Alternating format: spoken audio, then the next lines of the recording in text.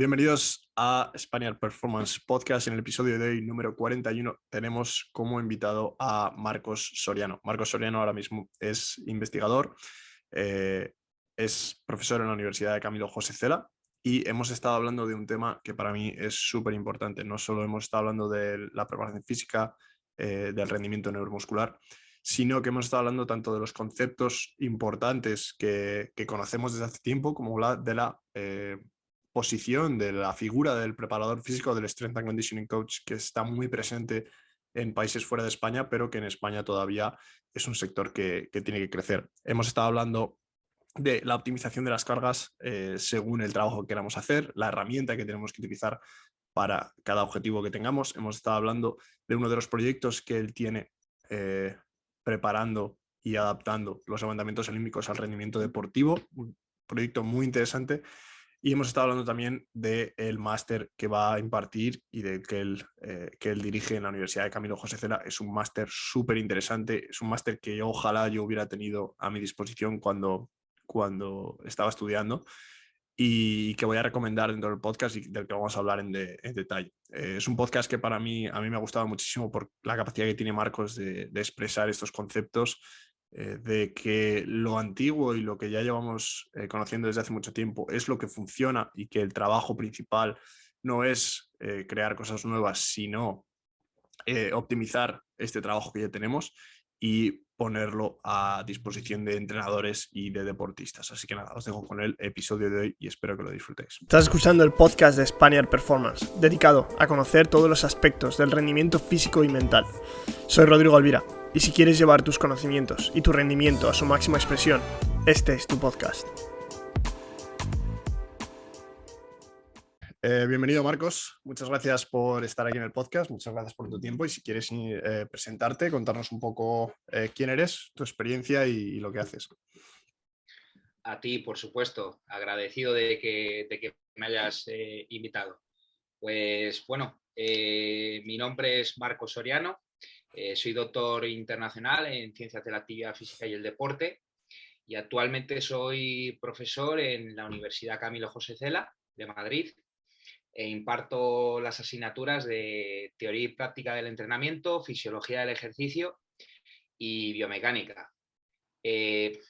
Por otra parte, pues hice mi estancia doctoral en la Universidad de Salford, donde estoy realizando casualmente una estancia postdoctoral ahora mismo y trabajo con el grupo de investigación, pues posiblemente de esta universidad, ¿no? Que es liderado por el doctor Paul Comfort, pero bueno, con grandísimos investigadores como el doctor John McMahon, Paul Jones, el profesor Gregory Huff como invitado. Y bueno, pues actualmente también tengo pues, la suerte, ¿no? de ser el director del primer máster que habría en España de entrenamiento de fuerza y rendimiento neuromuscular, que aprobamos este año en la universidad y es oficial con acceso a doctorado y reconocido por ANECA. Y bueno, pues posiblemente esto es una de las muestras de lo que me gusta este mundo del entrenamiento, de lo que me gusta el entrenamiento de la fuerza y el rendimiento neuromuscular, ¿no? Por ello, pues nos decidimos a dar ese paso y bueno, pues en el departamento había que tener sobre todo un máster sobre entrenamiento que no teníamos y me lo propusieron y yo decidí que el máster tenía que ir hacia esa línea, ¿no? Que es la línea un poco del strength coach, que en España quizás esta figura aún no existe, pero yo pienso que va a ser el futuro, sin lugar a dudas. Sí, sí, es un poco la línea que ahora te preguntaré un poco, que nos expliques un poco qué es lo que tú estudias exactamente, pero es un poco lo que hablábamos antes de empezar el podcast, ¿no? La línea de volver a el entrenamiento de fuerza del strength coach, de esa figura que es la que realmente consigue objetivos de rendimiento puros y duros y no tanto circo, un poco, digamos, que se puede montar a veces. Volver a lo básico, a lo que funciona y aprender a hacerlo de manera óptima. Si quieres contarnos un poco de qué se trata exactamente todos estos temas que tú investigas y que a ti te apasionan. Pues bueno, principalmente mi línea de investigación está especializada un poco en cómo se optimiza el rendimiento neuromuscular de los diferentes deportistas Y bueno, pues un marcador normalmente que se suele tener en cuenta pues es el desarrollo de potencia mecánica y el desarrollo de los niveles de fuerza, ¿no?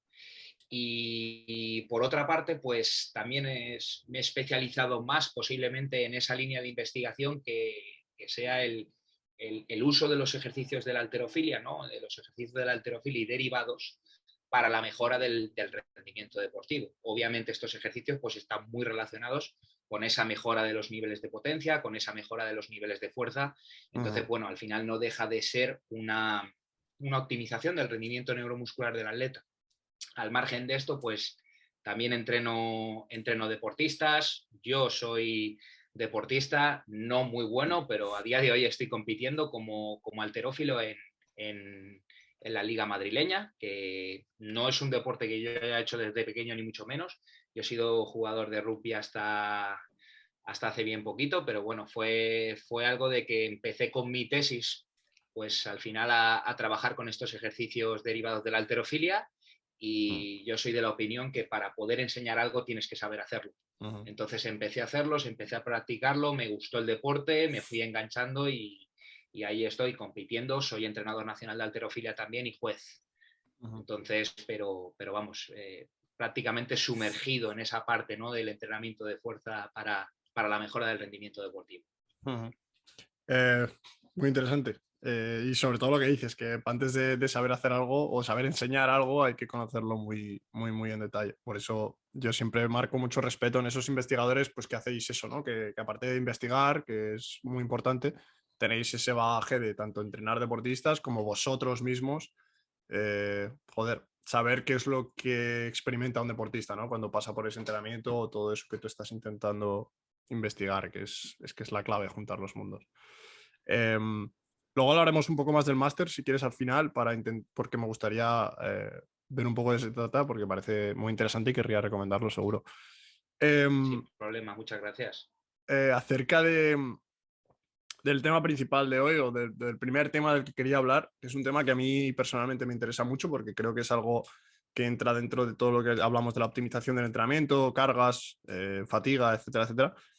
Hablando acerca de tanto pues, el trabajo de fuerza, si fuera en fuerza máxima, submáxima, balísticos, levantamientos olímpicos, esta idea de que hay que optimizar o que hay que buscar la carga óptima que produzca los mayores outcomes, digamos, las mayores producciones de potencia durante el entrenamiento, ¿es correcta, es errónea? ¿En qué momentos hay que aplicarla? O más o menos, ¿cuál es tu opinión respecto a esto, tu idea?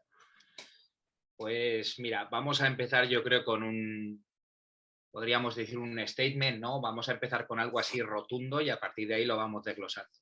No existe la carga óptima. Entonces, a partir de que no existe la carga óptima, ¿vale? Pues vamos a ir desglosando esto. Y lo estoy diciendo yo, que tengo justamente, ¿no?, dos metaanálisis publicados sobre la carga óptima. Pero vamos a ver la utilidad que pueden tener los mismos, que yo creo que es de verdad la clave en ese sentido del éxito. Si al final no nos vamos a los métodos más tradicionales, yo os aseguro que si veis, pese a que a mí me encanta estar up to date, ¿no?, me encanta estar actualizado y me encanta ver la última bibliografía, las últimas revisiones y demás, si veis la última revisión que ha salido sobre periodización en deportes de fuerza, por este grupo de Mike Stone, etcétera, etcétera, que aparte es muy reciente, creo que es de 2021, no deja de estar basada en Mateyev, no deja de estar basada en Verkhoshansky, en los grandes que de verdad nos aportaron prácticamente la teoría del entrenamiento que tenemos a día de hoy. Entonces, con esto no hay nada nuevo, todo ya está inventado. Únicamente lo que tenemos que hacer es aplicar bien los conceptos y en muchas ocasiones, como dice la frase, no stick to the basics. Entonces, pensando en esto, no puede haber ninguna carga óptima porque las cargas deben de variar a lo largo de la temporada. Entonces, hay periodos en los que yo necesitaré pues ganar eso que llaman el work capacity, no esa capacidad de trabajo, en las que también servirá pues para a lo mejor tener una mayor estabilidad técnica, si estoy hablando de la halterofilia, o simplemente entrenar un poco esa capacidad metabólica en cualquier otro tipo de deporte. Después necesitaré un periodo más de desarrollo de fuerza máxima, etcétera, etcétera, y luego necesitaré ese periodo de realización, o vamos a llamarlo pico de forma, como queramos. Entonces, ¿carga óptima? ¿Carga óptima de qué? Si lo que quiero es optimizar mi perfil de fuerza-velocidad, lo que necesito es trabajar mi perfil de fuerza-velocidad. Necesito trabajarlo de manera optimizada y de manera balanceada, y más dependiendo del tipo de deporte. Vamos a ponernos dos extremos. Un luchador de sumo, ¿vale? Un luchador de sumo, que aparte son deportistas que estamos hablando de que al final, obviamente, la mayor parte de su entrenamiento están con cargas muy pesadas, porque no solo ellos mismos son pesados, sino que también tienen que movilizar, ¿vale? Pues a otros que también son muy pesados. Entonces, obviamente, su perfil de fuerza-velocidad o su distribución de las cargas irá más encaminada, ¿no? hacia esas cargas más pesadas. Entonces, no tiene sentido entrenarle, pues a lo mejor únicamente haciendo saltos con masa corporal, porque es la carga que optimiza la potencia mecánica. Pues en un momento de la temporada sí te puede servir, en ciertos momentos pues puede ser interesante, pero no voy a basar todo mi entrenamiento en eso. Exactamente igual pues con el 50% de la sentadilla, ¿vale? O exactamente igual con el 35 o el 40% del press de banca. Sin embargo, estos estudios de la carga óptima, ¿para qué sirven? ¿Y para qué pueden tener su utilidad? Para conocer el reto biomecánico que te ofrece cada ejercicio. Yo creo que eso sí que es interesante. Por ejemplo, me explico, los ejercicios balísticos te permiten desarrollar la máxima potencia mecánica, ¿vale? Cuanto más baja es la carga, a grosso modo. Por ejemplo, en un salto vertical es tu propia masa corporal. En un press de banca lanzado, ¿vale? La carga mínima es un 30%, pero es que no se ha testado nunca con nada menos de un 30% del 1RM. Entonces, si se hicieran pruebas posiblemente con un 10% en un press de banca lanzado, en un bench press throw, posiblemente esa sería la carga óptima.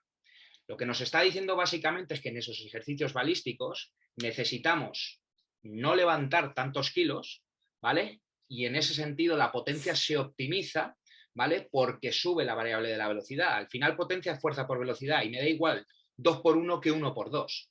Lo que estoy haciendo con este tipo de ejercicios es poner el target o el foco en el componente de velocidad.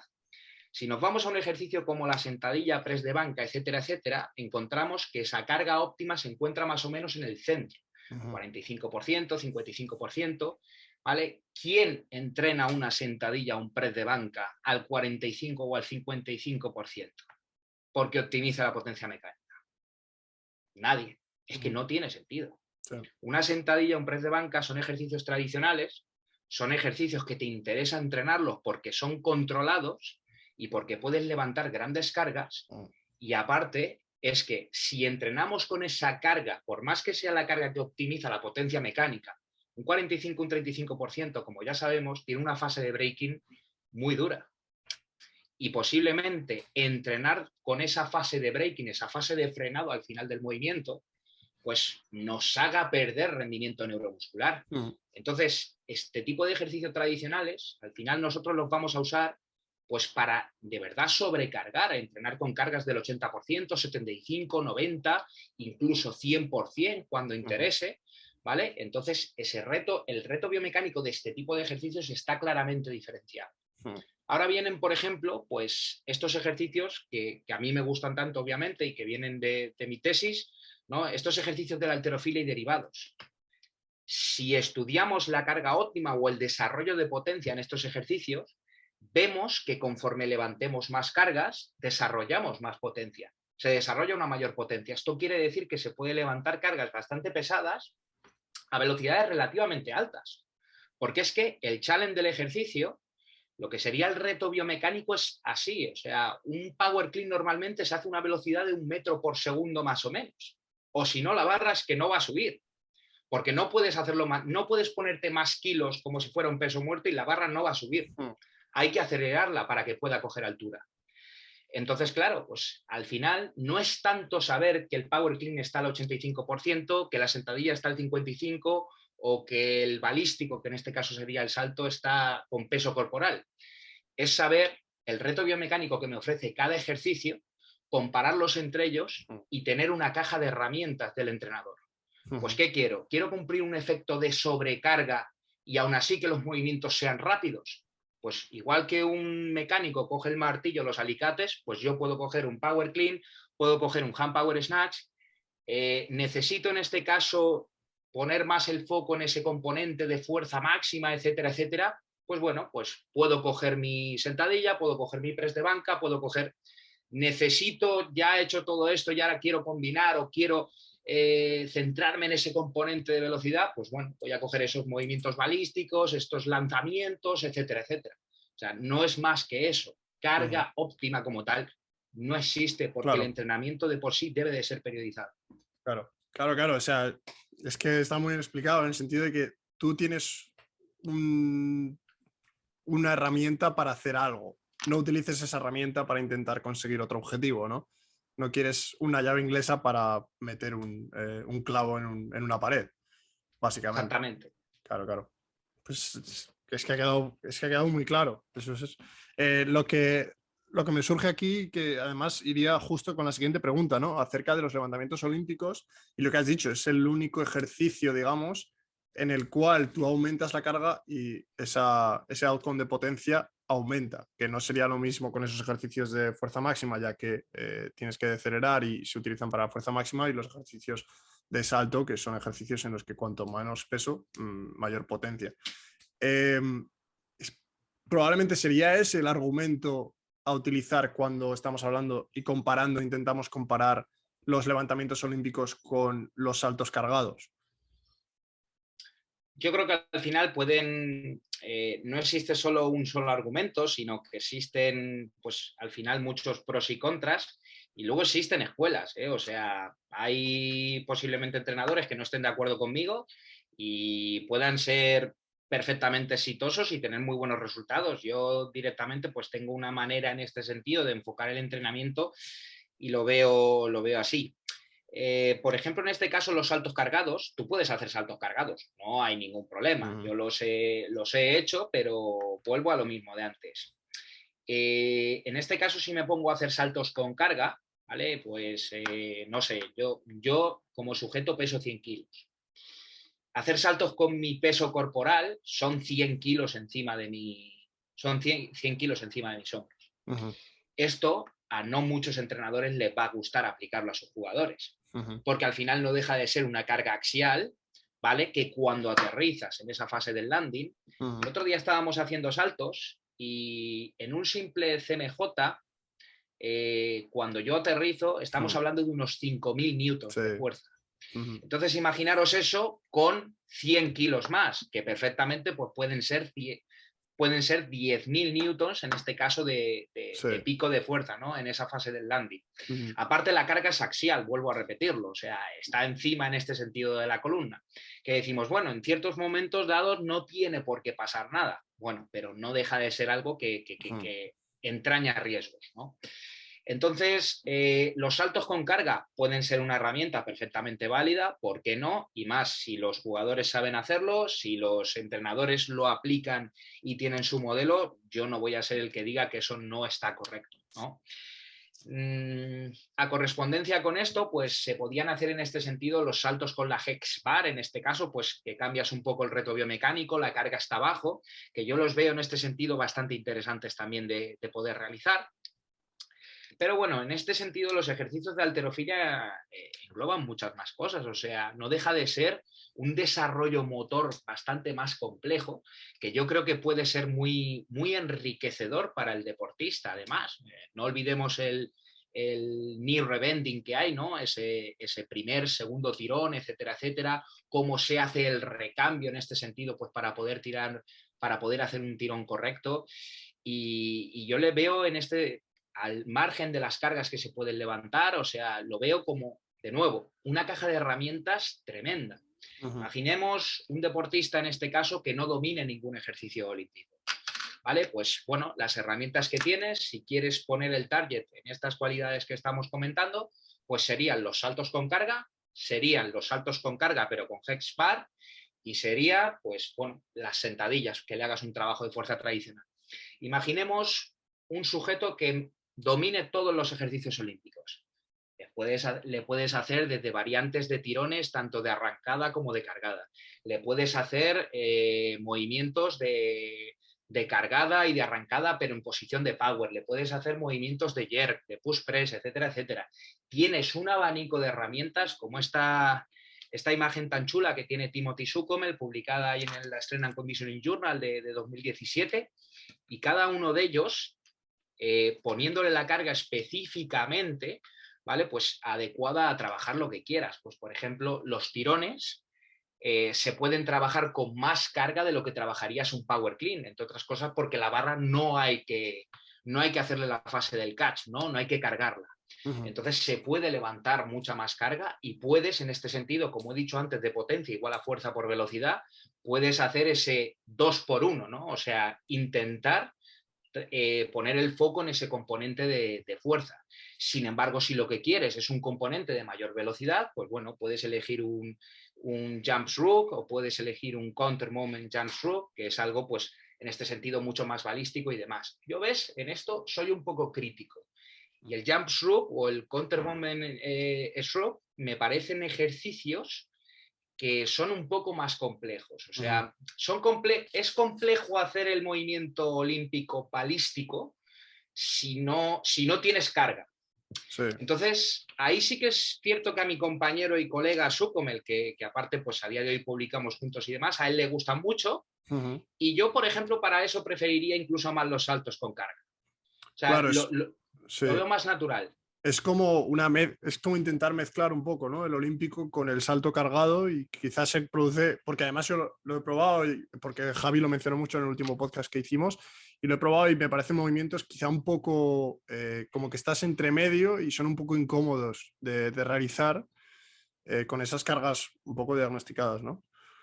Yo aprovecho que el podcast es en castellano y no me va a entender y no se va a enfadar conmigo, pero yo te diría que no es de lo que más me gusta, ¿no? de los derivados de la halterofilia. Pero sin embargo, la halterofilia o los derivados de la halterofilia, para tener una idea general muy sencilla, la clave de los derivados de la halterofilia es que te permiten levantar cargas relativamente pesadas, porque son cargas muy pesadas, pero a relativamente altas velocidades del movimiento. Digo relativamente porque obviamente en un salto vas más rápido, pero están levantando cargas bastante pesadas a velocidades relativamente altas. Entonces, ese tiene que ser la clave de meter ejercicios de la halterofilia. O sea, no tiene sentido.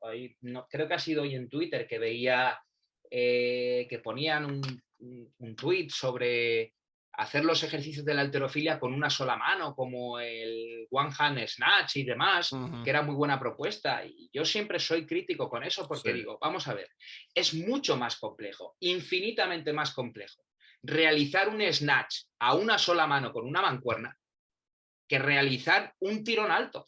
Aparte de que la carga que tú puedes meter en ese ejercicio es ínfima comparada. Ahora vamos a la efectividad. Simplemente si vamos por desarrollo motor, es mucho más complejo hacer eso. Entonces, si el objetivo es adquirir desarrollo motor, perfecto, puedes meterlo. Incluso en este sentido, pues como algo que divierta también al atleta y demás, ¿vale? O como algo para ganar capacidad de trabajo o entrenar esa parte metabólica, ¿no? Yo a veces lo hago pues como diversión. Pero claro, si lo que queremos es adquirir esa efectividad que nos dan los movimientos olímpicos, que es la capacidad de levantar cargas muy pesadas a velocidades relativamente altas. Al final, ¿de cuánto puede ser una mancuerna? ¿De 40 kilos? Me tengo que ver yo al atleta de 40 o de 50 kilos que te levanta una mancuerna de 50 kilos encima de la cabeza. O sea, y no hay ningún tipo de problema y bloquea bien y hay una buena cocontracción ahí en el hombro, o sea, porque no deja de ser algo muy complejo. Y aparte volvemos a lo mismo. Es que en vez de esos 50 kilos, si lo que estamos usando es ese ejercicio para mejorar la potencia del tren inferior, que es para lo que lo estamos usando, pues entonces, con un tirón alto, un atleta que puede levantar 50 kilos a una sola mano, pues sería capaz de levantar 140. Entonces, ¿qué estamos haciendo? El entrenamiento ya no está siendo efectivo, o sea, no estamos siendo efectivos. No, sí, es lo que hemos dicho, utilizar una herramienta que no es modificarla para hacer algo que no está diseñada para ello. Es como si utiliza un martillo para atornillar. Entonces, tenemos que tener en ese sentido los conceptos, yo creo que claros, ¿no? Y muchas veces intentamos darle vueltas y no es así, hay que tener los conceptos en ese sentido claros. La clave de la halterofilia es eso, o sea, que me permite utilizar estas herramientas para poder levantar cargas relativamente altas, ¿vale? Porque igual en un squat levantarías cargas más pesadas, pero es que la velocidad de levantamiento en un squat, en una 1RM es 0,4, es 0,3, es... Sí. Pero aquí es que es 1 metro por segundo, es que si no la barra no sube. Sí, eso es. Entonces, pues bueno, es las principales diferencias, ¿no? Sí. Luego a partir de ahí, pues ya tenemos a lo mejor entre ellos, que es en lo que yo estoy más especializado, ¿no? En ver para qué herramienta usas, ¿no? O qué tipo de martillo, qué derivado de martillo utilizarías. Sí. Pues bueno, ahí tenemos los tirones que nos permiten levantar más carga, pero sin embargo, por ejemplo, yo creo que aquellos que engloban esa fase del catch o esa fase de la cargada, pues también te llevas esa parte de la aceptación de la carga, también llamada absorción, aunque mecánicamente no está bien usado el término, pero también te llevas esa parte de absorber la carga, de aceptar la carga, es decir, de implicar grandes fuerzas excéntricas. Ahora estamos viendo cada vez más que antes siempre le hemos prestado atención a la potencia propulsiva, a la fuerza propulsiva. Sí. Ahora cada vez más sabemos que el deportista se lesiona en acciones excéntricas, se lesiona en acciones, en este caso, de frenada, de braking. Entonces, esto es algo muy bueno que te ofrecen esos ejercicios olímpicos. Que tú me dirías, los saltos con cargas te lo ofrecen también. Y yo te digo, tienes razón, pero es que no es lo mismo una carga en un power clean, que la carga viene aquí delante, que la columna vertebral está en perfectas condiciones si la técnica se hace correctamente, que se puede de verdad aceptar esa carga bien y que no hay ningún tipo de riesgo, que caer con 100 kilos. Sí. Es que además es la mejor opción, para mí, la mejor opción después de hacer un death drop, por ejemplo, una caída de altura, pero vamos, es la mejor opción y en la cual aceptas mayor carga.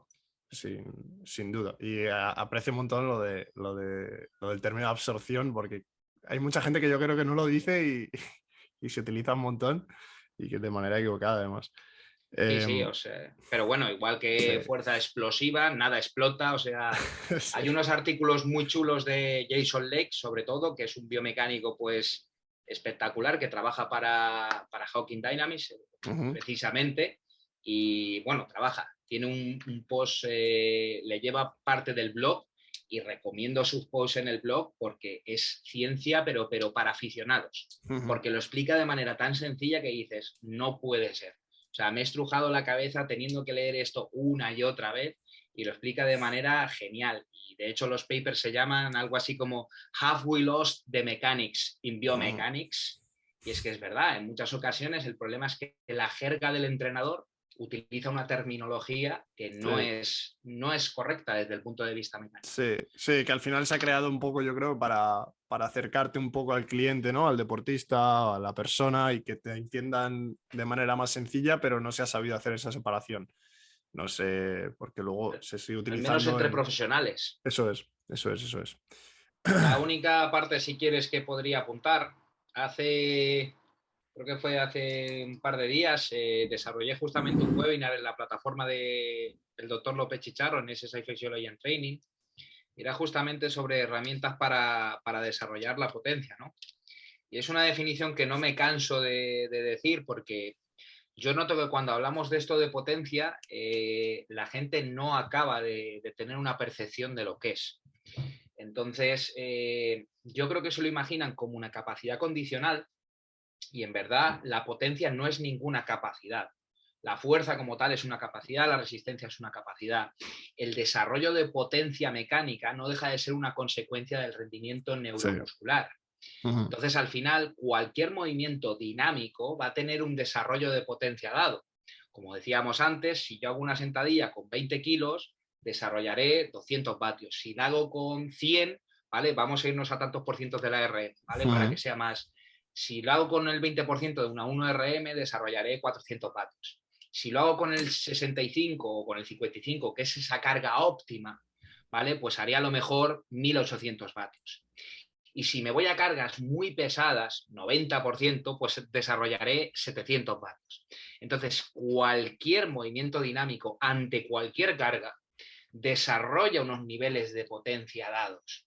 Entonces, la potencia no es más que una expresión mecánica, no es más que una forma, en este sentido, pues de medir esa relación de fuerza por velocidad. Sí. ¿vale? Es una resultante mecánica, no es ninguna capacidad. Yo es que hay veces que creo que cuando hablan de potencia, que este jugador es potente, creo que se imaginan a lo mejor, no sé, como Sí, en Dragon Ball, ¿no? es una A habilidad Vegeta con... aparte. Sí, Exactamente, como algo diferente, una capacidad sobrehumana y no, sí. o sea, No es desarrollo de más. Sí. potencia, claro, es una manifestación mecánica Ujú, y eso es muy importante, yo creo, para entender sí, el entrenamiento. Entonces, ¿carga óptima para el desarrollo de potencia? No. Para el desarrollo de potencia lo que necesitas es llevar una periodización óptima, sí. es llevar una programación óptima, Mm, saber en qué momento tienes que meter cargas pesadas, saber en qué momento tienes que meter cargas ligeras, saber en qué momento tienes que utilizar unas herramientas u otras y en ese sentido ir controlando a esa atleta, a esa deportista e ir guiándola en ese proceso para desarrollar más potencia. ujú, Pero ese mayor desarrollo de potencia en los ejercicios que tú elijas o en su propio deporte mm, será consecuencia de haber mejorado su perfil neuromuscular, sí, de haber mejorado su rendimiento neuromuscular, que es para lo que de verdad entrenamos, para ujú. generar esas adaptaciones. Claro, que al final pensamos quizá dos cosas. Primero, pensamos en la potencia, quizás como que mayor número, o sea, mayor output que pensamos, mejor en vez de pensar que quizá en cada acción la potencia dada va a ser diferente y la potencia Exacto. óptima en cada acción que nosotros realicemos va a ser diferente. No siempre es el máximo número a obtener, digamos. Y luego lo que has dicho tú, la terminología una vez más. Y aquí yo hago un paréntesis porque yo, por ejemplo, en tema marketing, cuando hago marketing y tal, se me escapa en ese sentido. Hablo de fuerza, hablo de velocidad y luego además meto potencia, como diciendo como si fuera otra cosa. Y es un error que además yo admito y que creo que hay que corregir.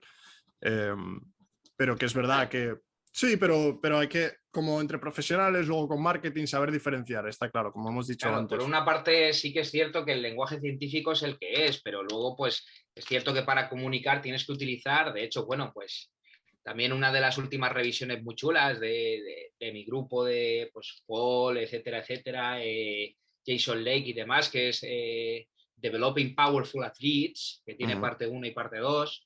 Una de las cosas que explican es eso, que explican pues en este sentido los misconceptions, ¿no? sí, Fuerza explosiva, de pues todo este tipo de cosas que al final, bueno, pues explican lo que quieren decir los entrenadores en la realidad o a lo que se están refiriendo y al lado te pone pues que mecánicamente eso no existe. mm, Entonces, lo puedes seguir utilizando siempre y cuando pues te quieras referir a eso, pero sí, que tú tengas en cuenta de que no se están refiriendo a eso. ujú, ¿Vale? Que el término adecuado, pues en este sentido, ¿no? Pues sería otro.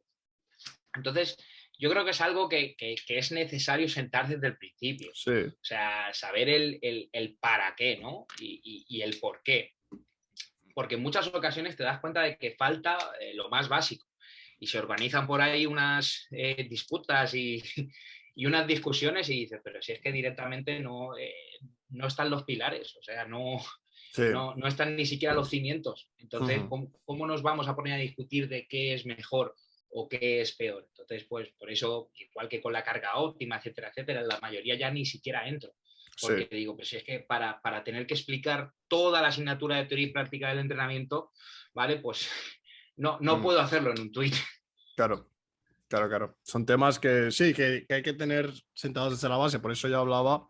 Si quieres, hacemos un hincapié ahora en el tema del máster que habías comentado, porque esto enlaza perfectamente en tener un máster, tener una educación formal que establezca de esto de manera bastante sólida en los entrenadores y en las personas que se vayan a dedicar a esto. Entonces, si quieres contarnos un poco de qué va a ir el máster y de qué va a tratar. Sí, bueno, pues te lo agradezco por esa parte. Yo es un poco una visión que yo también he tenido y no sé, creo de verdad que es hacia donde va a ir el futuro de la profesión y como he hablado pues en muchas ocasiones, pues tanto con el profesor Huff, que no sé si es ahora mismo el presidente de la NSCA, pero sé que está en el editorial board member, igual que Paul Comfort y demás. Y bueno, pues yo tenía esa idea sobre todo de la figura del strength coach, ¿no? Que en España aún no existe y no tienes ninguna formación en este sentido específica. La realización de un máster de estas características, pues tienes que investigar qué es lo que hay en España, cómo se... Y bueno, pues los máster que hay en España en este sentido de entrenamiento son máster generales, ¿no? Pues entonces en este sentido el máster nuestro que recién se acaba de aprobar, de entrenamiento de fuerza y rendimiento neuromuscular de mi universidad, Camilo José Cela, pues es justamente hacia esa parte del entrenador, de este strength coach, ¿no? Que se dedicaría a mejorarte esos valores de fuerza, mejorarte ese rendimiento neuromuscular. ¿Cómo? Pues mediante entrenamiento de fuerza, pero ojo, la pliometría forma parte del rendimiento neuromuscular, claro que forma parte del rendimiento neuromuscular, entonces también estaría dentro. El entrenamiento con sprints lastrados, etcétera, etcétera, forma parte del rendimiento neuromuscular. Los cambios de dirección, aceleraciones, deceleraciones, forman parte, pues claro que estaría dentro. Entonces, bueno, pues el máster tiene 13 créditos, que es bastante en la materia de base del entrenamiento de fuerza, que sería en este sentido fisiología y biomecánica. Tendríamos 10 créditos solo en fisiología, o sea que el máster tiene un carácter científico muy potente, con ciertas ideas que no sé muy bien cómo van a casar en España aún, porque sí que es cierto que en España no se ha visto esto aún desde este tipo de formación tan reglada. Por ejemplo, una de las cosas que a mí me gustaba mucho era a la hora de prescribir el entrenamiento y ver cómo, dependiendo de las diferentes cargas y de los diferentes tipos de contracción, la arquitectura del músculo, sobre todo con los trabajos de Martino, Franchi y demás, estamos viendo que cambia completamente. O sea, dependiendo de si yo hago un entrenamiento, pues más con excéntricos, incluso acentuando esa fase en el excéntrico o acentuando la velocidad de los excéntricos, puedo hacer que en este sentido la arquitectura del músculo ligeramente cambie, tenga una mayor longitud del fascículo, etcétera, etcétera. Todo esto puede ayudar a prevenir muchas lesiones y demás, pero claro, ¿cómo puedo testearlo yo? Las herramientas que hemos tenido hasta el momento como entrenadores es, yo te hago un test al inicio, hago un entrenamiento y te hago un post-test. Y veo los valores de fuerza, etcétera, etcétera. Y esto, a partir de aquí, yo infiero que viene de que se han producido estas adaptaciones. Pero ¿por qué no ir directamente a medir esas adaptaciones? ¿Por qué no podemos usar nosotros un ecógrafo, por ejemplo? Sí. Entonces, en ese sentido, tienen ciertas ideas novedosas y luego una parte que yo creo que es la más importante y que creo que cada vez está más olvidada, es la parte de las propias habilidades del entrenador.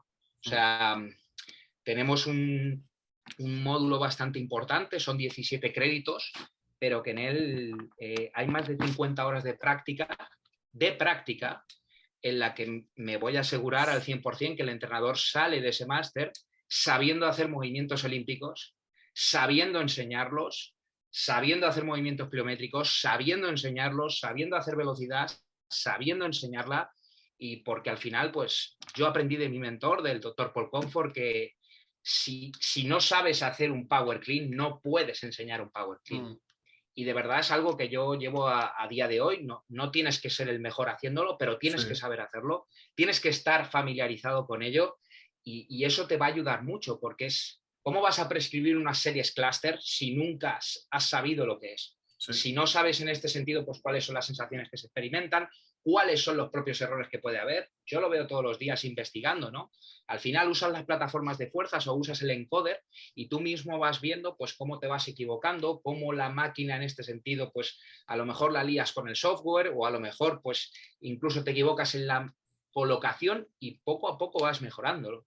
Entonces yo creo que es una cosa que es básica y eso es una parte muy importante que nosotros le damos. Y luego sobre todo hay una última parte que a mí me gusta mucho, que se llama entrenamiento de fuerza en poblaciones con necesidades específicas, que no me gusta el término poblaciones especiales porque no considero que la mujer sea una población especial, considero que tiene necesidades específicas. Debido a que, pues en este sentido, su entrenamiento tiene que ser ligeramente diferente al nuestro, porque tiene unas condiciones diferentes a las nuestras, ¿no? Hablo en este sentido como chicos, ¿no? Igualmente con los niños. Estamos hartos de oír los estudios de Feigenbaum de que lo importante de que es el entrenamiento de fuerza en niños, pero no existe ninguna formación o nada arreglado en este sentido de que te diga, vale, esto es importante, pero ¿cómo? ¿Cómo vamos a hacerlo? ¿Cómo se llevaría ese entrenamiento de fuerza en niños? Pues en eso es un poco en lo que nos estamos especializando. El entrenamiento en atletas máster. ¿Cómo tiene que entrenar en este sentido un atleta máster? Está claro de que las propiedades neuromusculares, el rendimiento neuromuscular cambia conforme entramos en edad. Sí. Obviamente, si no hacemos ejercicio, se detrimenta mucho más. Pero si estamos activos, aun estando activos, ese rendimiento neuromuscular también cambia. Sí. Entonces, ese atleta máster tiene que entrenar de manera diferente. Yo lo veo en mis compañeros halterófilos y las competiciones de atletas máster que son espectaculares y me encantan. Sí. Entonces, y luego que hay datos que respaldan todo esto que digo, o sea, hay evidencia detrás. Entonces, creo que todos estos puntos se abordan muy bien. Nos visitan posiblemente pues, los mejores especialistas que hay ahora mismo en España, puesto que formamos parte de una red de investigación. Bueno, es una red del proyecto del Ministerio que se llama justamente Optimización del Entrenamiento de Fuerza y el Rendimiento Neuromuscular, en la que, bueno, pues la forman personas, investigadores, compañeros de profesión que han venido además a este podcast, como el doctor Jesús Pallarés, también Fernando Pareja Blanco, pues no sé, Gonzalo Márquez en A Coruña o Amador García Ramos en Granada, ¿no? También, pues, no sé, el doctor Manuel Rodríguez, que está en Almería, o sea, es una red en este sentido con más de 20 investigadores a nivel internacional. Este año se nos une Paul Pomfort, el doctor Daniel Bullosa, y que me perdonen el resto, ¿no? Porque al final son muchos y no los puedo mencionar a todos. Pero sí que es cierto que la mayoría de ellos nos visitan, entonces, bueno, pues lo que quiero decir un poco es que tanto los contenidos como la forma pues ha sido diseñada con cabeza, no solo por mí ni muchísimo menos, sino con la ayuda de todos mis compañeros, con un poco las directrices, ¿no? O también las recomendaciones de todos estos profesionales y creo sin duda alguna que va a ser una formación que va a ayudar mucho a dar un paso más a la profesión y sobre todo a destacar una figura que a día de hoy no existe, pero quizás no existe porque no hay la suficiente... No hay una formación reglada como que garantice que ese trabajo se va a desarrollar correctamente. Entonces yo creo que esto lo va a garantizar, sin lugar a dudas. Sí, sería, bueno, es eso lo que has comentado tú, el trabajo efectivo, el trabajo que consigue los resultados de los que estamos hablando, que, a ver, que al fin y al cabo a mí me parece la base de todo. O sea, cuando hablamos de rehabilitación, hablamos de muchas cosas que son muy importantes, pero esta base es la que evita que tengamos que pasar a esos siguientes niveles, ¿no? Lo que has comentado tú, el trabajo de fuerza y de rendimiento neuromuscular no solo es que una persona consiga un récord de algo, sino consigue que esa persona consiga récords durante muchos años a poder ser y optimizar esas cosas, ¿no? Os dejaré un link de todas maneras a todos los que estéis escuchando el podcast, tanto en YouTube como en Apple, en todas las plataformas, para que podáis entrar. Seguro que tendrás más información y todo, donde hay gente que podrá entrar a verlo. Por supuesto. Eso es. Así que os invito a entrar y yo seré el primero que lo mire porque me parece súper interesante y creo que es algo que yo nunca he visto, nunca me he encontrado en el sentido de una formación reglada de estas características. Esto lo sueles encontrar quizá en el sector privado, bueno, privado me refiero a formaciones individuales que alguien puede dar, pero no lo encuentras en formación reglada universitaria. Me parece bastante difícil y con el temario que has comentado, que me parece espectacular, vamos, sobre todo el tema de poblaciones especiales, digamos, de necesidades diferentes. Yo creo que fue una sorpresa por nuestra parte en este sentido que el Ministerio lo reconociera, en este sentido que no lo aprobasen como tal. Pero yo creo que fruto de esa aprobación es la necesidad que se han dado cuenta que existe. O sea, que hay una necesidad real de que, pues, hasta hace 4 días el entrenamiento de fuerza, como aquel que dice, estaba olvidado. O en este sentido, pues, había mucha más importancia en ese entrenamiento cardiovascular, etcétera, etcétera, que yo no soy ni muchísimo menos un hater de, ¿no? Pero sí que es cierto que yo creo que el entrenamiento de fuerza ha adquirido un gran protagonismo. No significa que ahora sea más importante que antes, siempre ha sido igual de importante, pero que ha adquirido un gran protagonismo porque ahora sabemos más. Ahora sabemos más efectos, sabemos más efectos sobre el sistema inmune, marcadores de salud, etcétera, etcétera. Y yo creo que es lo que ha facilitado un poco, pues también el que haya ahora mismo pues un despegue y pues una importancia a nivel ya sociedad, ¿vale? Pues que está latente. También pues la proliferación de centros fitness, pues más rollo CrossFit, etcétera, etcétera, ¿no? La gente está cambiando las tendencias de entrenar, o sea, antes era spinning la moda, ¿no? Ahora la moda, pues todo el mundo quiere levantar, sin ir más lejos. Cuando yo empecé con el tema de los movimientos olímpicos, yo recuerdo que intentamos sacar un webinar en la plataforma de José López Chicharro, que iba a ser muy chulo porque iba a ser práctico y teórico, y con la cantidad de gente que mueve José López Chicharro, recuerdo que se apuntó una persona. No le interesaba a nadie. Y sin embargo ahora, no sé, no paro de recibir en muchas ocasiones y ahora pues justo un congreso que tenemos también en Granada con la red, creo que es el 7 y 8 de octubre, algo que recomiendo porque va a ser un congreso espectacular. Hay un taller justamente práctico que impartimos Paul Comfort y yo sobre movimientos olímpicos y fue el primero que se llenó. O sea, las tendencias un poco están cambiando. Como tú decías, volvemos a lo que siempre ha estado. Sí, a lo que ha funcionado. Pero las tendencias sí que es cierto que entre la gente están cambiando. Sí. Entonces, bueno, pues... Sí, y yo creo que la gente se va dando cuenta, ¿no? Porque como está presente, yo creo que al estar presente, una de las cosas que me pasaba a mí siempre es, pues, me encuentro muchos deportistas que piensan en la preparación física como algo, pues, que es un pequeño plus, que algo hace. Hasta que se encuentra con algo que dicen, hostia, eso es lo que me pasó a mí un poco cuando llegué a Estados Unidos, ¿no? Que me encontré con lo que era una preparación física como la que estamos hablando ahora.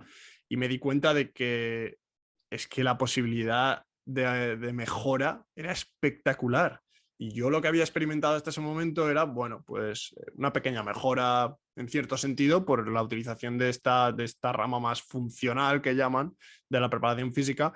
Y cuando me di cuenta aquí estuve trabajando con un equipo de fútbol americano, con mi equipo, en el equipo que yo jugaba baloncesto, el trabajo que hacíamos y la mejora que había, la ganancia de masa muscular, la capacidad del primer paso, el salto vertical a una pierna, dos piernas, dolores que se iban de rodillas, de todo.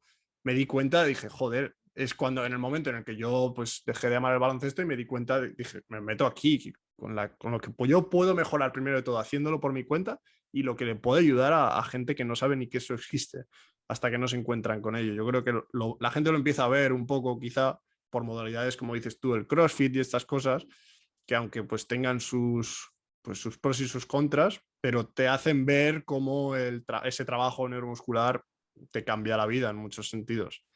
La tendencia está cambiando y aparte es que en la mayoría de deportes la tendencia está cambiando. En el fútbol, por ejemplo, es un deporte que cada vez tenemos más evidencia de que toda la evidencia apunta a que cada vez los futbolistas van a recorrer menos distancia en términos de kilometraje, pero va a ser a mayor intensidad. Sí. Cuando esa distancia se recorre a una mayor intensidad, pues son acciones, en este caso aceleraciones, deceleraciones, sprints cortos, etcétera, ¿no? Pues son acciones al final de alta intensidad para el músculo, son contracciones de alta intensidad. Entonces, la única solución como para poder mantener y tolerar esas cargas a lo largo de todo el año es que ese deportista sea fuerte y posiblemente vayamos a ver un cambio en toda esa preparación física en el fútbol y en otros deportes, claro, por supuesto, porque cada vez más el espectador un poco está cambiando en el sentido de que quiere cada vez más espectáculo. Entonces, yo creo que es una tendencia que está siendo general. Sí. Se puede ver, por ejemplo, en el rugby union, que a mí es un deporte que me gusta mucho, ¿no? Se puede ver en el rugby union, pues cuando te pones partidos de 1980 de los All Blacks, que la media de peso del equipo era de 80 kilos. Sí. Y ahora los 3/4, que son en este sentido pues los backs, ¿no? Los flybacks y todo esto, pesan 100 kilos. O sea, pero claro, en un deporte que el momentum, que la inercia es tan importante, pues al final, claro, pues ha cambiado todo. Profesionalización, etcétera, etcétera, muchísimo más espectáculo y eso va a seguir posiblemente increciendo, o sea, y bueno, pues va a hacer falta gente preparada que sepa trabajar de esa manera. Sí, sí. Aquí yo creo que en Estados Unidos siempre ha sido un poco el fútbol americano el que ha creado esa cultura detrás y por eso ha estado un poco más avanzado, digamos, en ese sentido, en el de la utilización de este trabajo, digamos. Pues último tema que quería preguntarte, me comentaste que tú y Paul Comfort estabais trabajando en el Weightlifting for Sport Performance, que era un poco la adaptación de este trabajo de levantamientos olímpicos a rendimiento deportivo, y un poco de qué se trata este proyecto. Sí, bueno, es un posicionamiento de expertos en este sentido, bueno, normalmente este tipo de revisiones son invitadas, no, o sea, no es algo que tú directamente pues submites a una revista, sino que la revista te pide en este sentido pues ese tópico porque es de interés, justamente a lo mejor por esto que estamos comentando, ¿no? Uh-huh. Entonces, bueno, pues no estamos únicamente, está el internacional. De hecho, bueno, para mí es un proyecto muy especial porque es todas aquellas tantas horas que he pasado leyendo a todos esos grandes, Mike Stone, Paul Comfort, Gregory Huff, Timothy Sukomel, Kyle Pearce, pues todas esas horas que he pasado con ellos, pues ahora incluso tengo la oportunidad de poder escribirlo con ellos, ¿no? De poder contribuir con mi pequeño granito de arena, ¿no? a ese posicionamiento. Y bueno, pues es justamente eso, es un poco pues un resumen de todo lo que sabemos del weightlifting for sport performance, de todo lo que sabemos hasta el momento, pues desde su perspectiva histórica, de cómo empezó el weightlifting, hasta cómo se empezó a aplicar en los diferentes deportes, hasta qué es lo que sabemos a día de hoy, en ese sentido, pues lo que te comentaba, ¿no? Del reto biomecánico de los diferentes ejercicios de la halterofilia, cómo programarlos, cómo utilizar esas herramientas, una periodización tipo, cómo enseñarlos, porque en este caso en el weightlifting son muy importantes esos coaching cues. A la hora de la enseñanza, qué tipo de enfoque se utiliza. En el weightlifting se suele utilizar un enfoque top-down, que es que sueles empezar por los ejercicios siempre desde la parte de arriba, que se diría, ¿no? Por ejemplo, pues en el ejemplo del snatch, empezaríamos sabiendo hacer un overhead squat. Uh-huh. Una vez sabes hacer un overhead squat, ¿no? Pues entonces ya vas haciendo el snatch desde la cadera, desde punto 1 que le llamamos nosotros, o hip snatch, ¿no? Que se diría en inglés, mid thigh, ¿no? Y demás, ¿no? Siempre es mucho más fácil para el aprendizaje. Y bueno, pues yo creo que recorre un poco perfectamente en toda su extensión, pues desde aspectos de mejora del rendimiento que se han recogido en la literatura científica, biomecánica, fisiología, hasta aspectos, como te decía, de lo que es el desarrollo motor, ¿no? Entonces, bueno, no voy más lejos, creo que la revisión o el posicionamiento creo que tiene casi 300 referencias. Y aparte de las chulas, porque algo un poco, no sé, que llama la atención dentro de la halterofilia es que la mayoría, hay bastante literatura, la gente se cree que no hay, pero hay bastante literatura. De hecho, yo tuve que utilizar mucha para mi tesis, pero la mayoría de esta literatura ha sido escrita sobre todo en libros soviéticos, que bueno, se llama justamente Weightlifting Russian Yearbook, y son de 1980 al 85 y recogen diferentes papers de años anteriores, ¿no? Del 77, del 78, 74, ¿no? Y recogen toda esa época dorada de la antigua Unión Soviética, que en muchas ocasiones, pues muchos, de hecho, con casos específicos, ¿no? De cómo levantaba Mateyev, de cómo levantaba Alexeyev, o sea, de estudios biomecánicos a campeones incluso del mundo, ¿no? De cómo levantaba Bardanian con estudios biomecánicos específicos en función de las propias segmentaciones que tenían, ¿no? A nivel antropométrico y cómo les hacía levantar de manera diferente, ¿no? O sea, que hay una literatura por ahí que es de verdad alucinante, pero sin embargo, claro, no hay una literatura en ese sentido tan reciente que tú puedas ver en un Sport Medicine, en un Journal of Strength, ¿no? Entonces, mucho del trabajo que estamos haciendo para publicar esas revisiones, yo recuerdo en la última que publiqué para mi tesis, es coger toda esa literatura antigua que ya nadie lee, porque son libros en este sentido que cuesta mucho de adquirir. Sí. Mucho, me refiero tanto a nivel monetario como porque en muchas ocasiones son libros de segunda mano o de tercera mano. Sí. Que están por ahí perdidos y que te cuesta encontrarlos una barbaridad cuando ves esa referencia. Es coger esa información, juntarla y hacer un paper actual, pero que no dejas de estar diciendo lo que ya se hacía. Sí. pero en este sentido lo reactualizas un poco, ¿no? Porque sabes que si no esa información se va a perder y es una lástima que esa información se vaya a perder.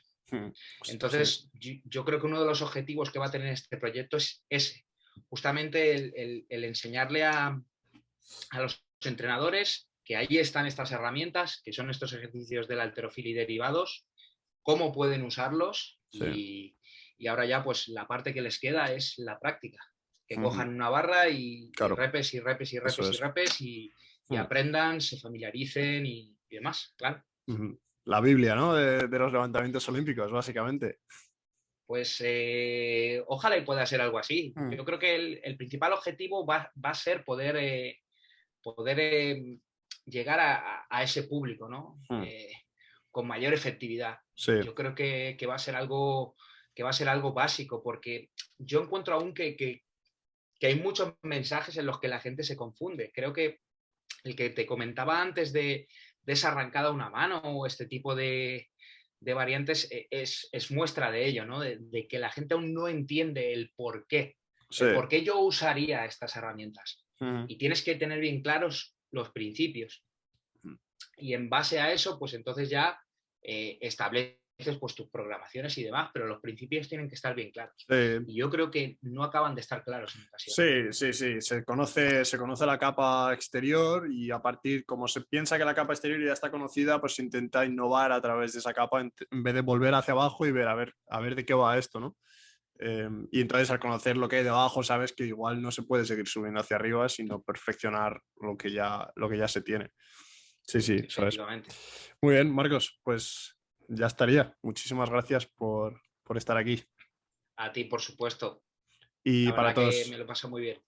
Para todos los que habéis estado en el podcast, pues que sepáis que tendréis toda la información de la que hemos hablado en el link de abajo. Así que nada, muchas gracias, Marcos. A ti.